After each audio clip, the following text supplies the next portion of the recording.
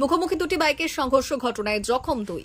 রবিবার সন্ধ্যায় ঠিক ৬টা নাগাদ বলরামপুর বড়বাজার রাজ্য সড়কের হেতাড্ডি সংলগ্ন এলাকার ঘটনা।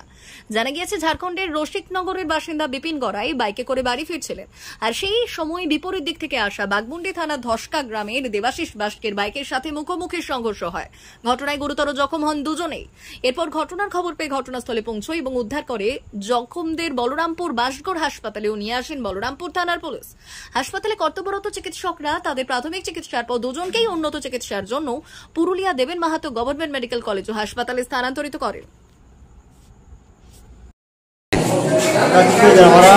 ছাড়িতে আসছিল প্ল্যাটফর্ম, ওখানে পুলিশে ফোন করলো যে তোমাদের পেশেন্ট অ্যাক্সিডেন্ট হয়েছে, এখানকে আসো। আচ্ছা, বাস ভালোই আমরা। তারপরে এখন কি দেখছেন, কেমন? এখন আমরা নিয়ে যাবো টাটা। কোথা থেকে কোথায় ঘর, বাড়ি কোথায়?